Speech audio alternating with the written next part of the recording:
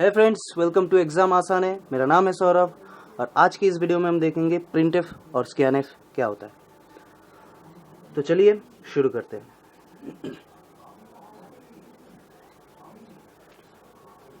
दोस्तों, प्रिंटफ और स्कैनफ को समझने से पहले हम एक चीज़ जान लेते हैं, वो है फॉर्मेट स्पेसिफायर्स।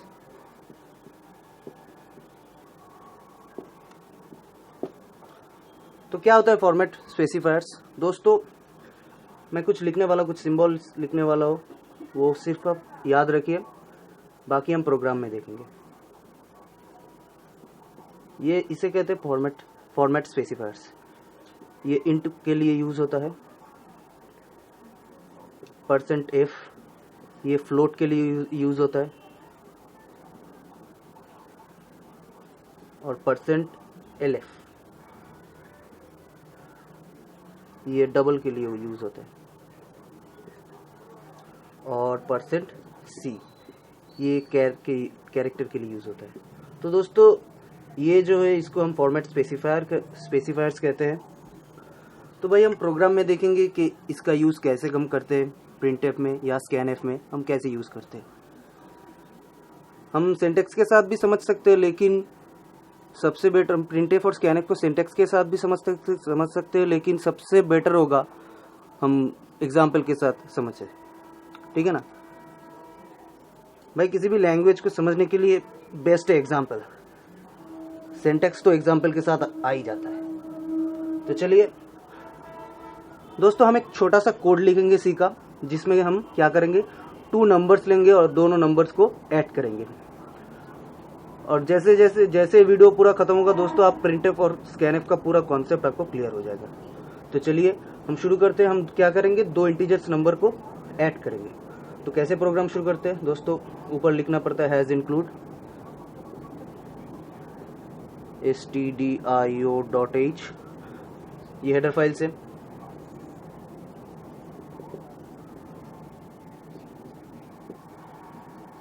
conio.h ये हेडर फाइल्स खत्म होने के बाद मेन शुरू होता है। मेन कर्ली ब्रेसेस से ओपन होता है और खत्म होता है कर्ली ब्रेसेस से। ठीक है, अब हम यहाँ पे क्या करेंगे, 2 नंबर लेंगे और उसको ऐड करेंगे। दोस्तों, आपको पता है, अगर मेरे पिछले वीडियो, आप डेटा टाइप का वीडियो देखे होंगे, तो डेटा टाइप वेरिएबल का वीडियो देखे होंगे, तो आपको पता है डेटा टाइप कैसे लेते हैं, वेरिएबल्स कैसे लेते हैं। डेटा टाइप और वेरिएबल एकदम मेन के बाद, एकदम तुरंत मेन के बाद ही ले लेते हैं। जितना भी आपको वेरिएबल्स लेना है उसको यहाँ पे डिक्लेयर कर देते हैं। तो हम लिखते हैं इंट, 2 नंबर लेंगे, मानिए a और b, 2 इंटीजर नंबर लेंगे और उसको ऐड करके कहाँ पे रखेंगे, हम सम पे रखेंगे, सेमीकोलन से एंड। ठीक है, हर जो इंस्ट्रक्शन है, सभी जो सी में सभी जो इंस्ट्रक्शन है वो सेमीकोलन से एंड होता है। हो गया ये।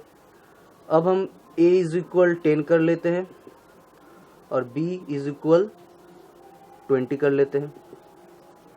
अब क्या करेंगे, हम सम लिखेंगे, सम = a + b, ये भी एक इंस्ट्रक्शन है, ये भी सभी इंस्ट्रक्शन सेमीकोलन से खत्म। अब आप देख रहे हो दोस्तों, ये a = 10 है, a = 10 है, मतलब a में 10 ऐड हो जाएगा। ये a नाम का जो वेरिएबल्स बना है, a नाम का जो मेमोरी में जगह बना है, उसमें 10 ऐड हो जाएगा, और b नाम का जो जगह बना है उसमें 20 ऐड हो जाएगा। ठीक है, उसमें 20 असाइन हो जाएगा। समझ रहे हो ना? और सम में क्या होगा, सम में a और b का प्लस होके सम में ऐड हो जाएगा। दोस्तों, ये अरिथमेटिक ऑपरेटर कहलाता है। अरिथमेटिक ऑपरेटर मैं नेक्स्ट वीडियो में और भी अच्छे से एक्सप्लेन करूंगा। फिलहाल तो आप ये समझ लीजिए। उसके बाद हम क्या करेंगे, प्रिंटफ लिखेंगे, मतलब इन दोनों का जो सम है हम प्रिंट कराएंगे। कैसे कराते हैं, प्रिंटफ सम लिखेंगे, सम = अब यहाँ पे हम लिखेंगे दोस्तों, जो ये हमारा आउटपुट लाइन में आएगा प्रिंटफ का मतलब हमारे स्क्रीन के ऊपर ये लिखा आ जाएगा।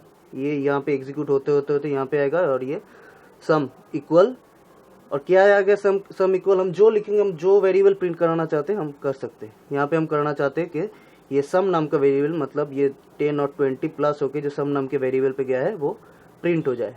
मतलब क्या प्रिंट हो, यहाँ पे सम प्रिंट हो, लेकिन हम यहाँ पे सम लिखेंगे नहीं, हम लिखेंगे यहाँ पे एक्सेस स्पेसिफायर, फॉर्मेट स्पेसिफायर्स।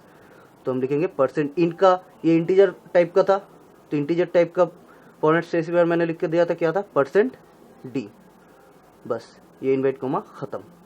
अब कैसे समझेगा कि ये ए को भी प्रिंट कर सकता है, बी को भी प्रिंट कर सकता है, या सम को भी प्रिंट कर सकता है, ये कैसे समझेगा? हम इसके लिए इसको बोल देंगे कि कॉमा देके भाई हमको सम प्रिंट कराना है। समझ गया ना, हमको सम प्रिंट कराना है। ये %d को आउट करके हम यहाँ पे क्या प्रिंट करेंगे, सम पे जो वैल्यू चला गया वो यहाँ पे प्रिंट हो जाएगा। तो बस हो गया इतना ही, गेट ch खत्म। अब प्रोग्राम का आउटपुट जो आएगा वो सीधा सीधा आएगा, सम इज इक्वल, ये %d हट के वहां पे चला जाएगा सम। सम मतलब सम का वैल्यू कितना हो गया, 20 + 10 मतलब 30। सिंपल है, ये आपका आउटपुट आ जाएगा। तो चलिए, ये तो भाई प्रिंटफ में तो ये हो गया। अब अगर ऐसा हो कि आप चाहते हो कि दो नंबर यूजर यूजर द्वारा इंपुट किया जाए, तो हम क्या करेंगे? तो चलिए देखते हैं, वो 2 नंबर अगर यूजर द्वारा इंपुट किया जाए तो कैसे करते हैं। तो मैं इसको हटा देता हूं, ये ए का वैल्यू बी का वैल्यू प्रोग्रामर सेट नहीं करेगा, यूजर हर बार यूजर सेट करेगा। तो उसके लिए हम पहले एक मैसेज दे देते हैं, यूजर को बता देते हैं कि आप कोई 2 नंबर इंपुट कीजिए। मैसेज कैसे बताते हैं वो भी प्रिंटफ देके बताते हैं।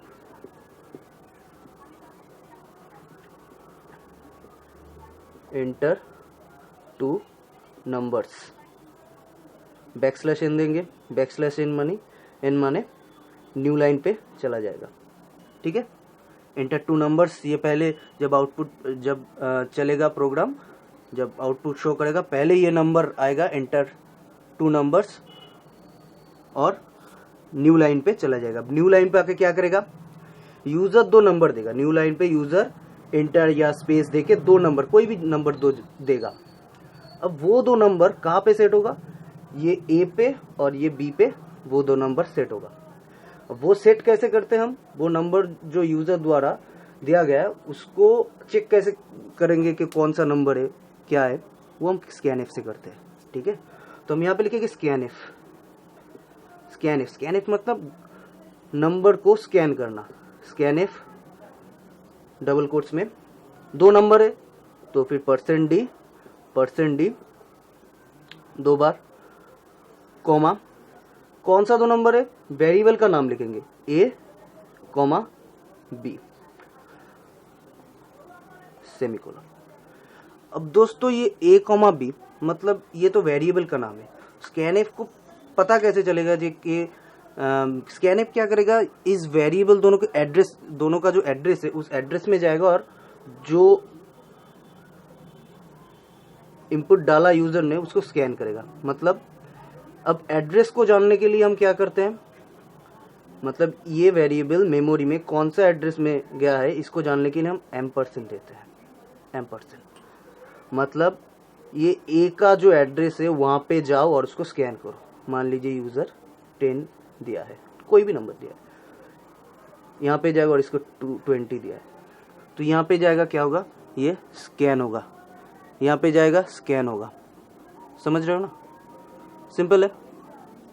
तो स्कैन एफ क्या करते हैं यहाँ पे, मतलब ये 2 नंबर हमने, और यहाँ पे अगर आप पहले बी देते हो उसके बाद ये ए देते हो तो बी में 10 आ जाएगा और ए में 20 आ जाएगा, ऐसे आता है। ठीक है, इसको ध्यान में रखना।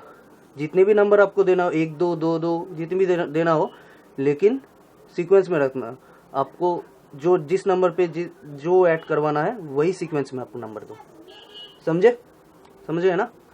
तो स्कैन हो गया। अब क्या करना है, हमको सम करना है। Sum is equal a plus B. अब a प्लस बी इसका मतलब ही दोस्तों, इसका मतलब ही होता है ना, ये a में वैल्यू असाइन हो गया 10 का और b में वैल्यू असाइन, जब स्कैन हो गया तब हो गया, a में वैल्यू असाइन हो गया a का और b में वैल्यू असाइन हो गया 20 का। अब सम कर लो a प्लस बी और वैसे ही प्रिंट करा लो।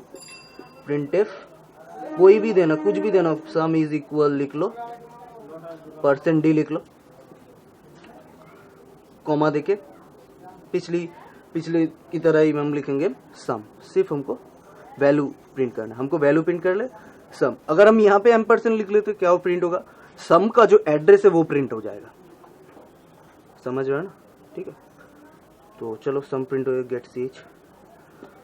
तो वैसे ही तो यहाँ पे कैसे आउटपुट आएगा, जगह तो नहीं, पहले आएगा एंटर 2 नंबर्स, मतलब ये जो लाइन में ये लाइन है यहाँ पे लिखा आएगा, और नेक्स्ट और कर्सर कहाँ चला जाएगा, यहाँ पे हम कुछ भी नंबर दे, हम 100 दे देते हैं, फिर एंटर करेंगे या स्पेस देंगे, फिर हम लिख देते हैं 200, फिर एंटर करेंगे, फिर ये एग्जीक्यूशन का क्या करेगा, sum equal a plus B, मतलब 120 को प्लस करेगा, यहाँ पे सम पे डालेगा और यहाँ पे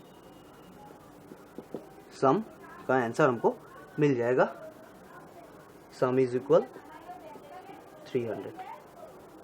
समझ गए हो ना, बहुत आसान है दोस्तों। अब कोई भी नंबर हो, फ्लोट हो चाहे कैरेक्टर हो, हम ऐसे यूजर से इनपुट कराते हैं और उसको स्कैन करना पड़ता है। यूजर जो भी नंबर देते हैं हम जहां पे रखना चाहते हैं ऐसे स्कैन कराते हैं, ठीक है। अब आपको इसका सिंटेक्स भी आसानी से आपको पता चल गया होगा। तो दोस्तों कोई भी चीज आपको सीखना हो पहले एग्जाम्पल से सीखो, एक सिंटेक्स तो आपको यूं ही पता चल जाएगा। ओके, तो चलिए दोस्तों इस वीडियो में इतना ही, मिलते हैं अगले वीडियो में। इस वीडियो को लाइक कीजिए, शेयर कीजिए, कमेंट करना मत भूलिएगा। अपने सारे दोस्तों के साथ जो भी BCA MCA पढ़ते हैं या इग्नू में पढ़ते हैं, मैं बहुत से सारे सजेशंस भी बनाने वाला हूँ इग्नू के लिए, इग्नू के स्टूडेंट्स के लिए। तो दोस्तों आप बताइए मुझे आपको ये वीडियो कैसा लगा, अच्छा लगा, बुरा लगा, जैसा भी हो कमेंट्स करके प्लीज़ बताइए। तो चलिए bye bye, take care, Tata.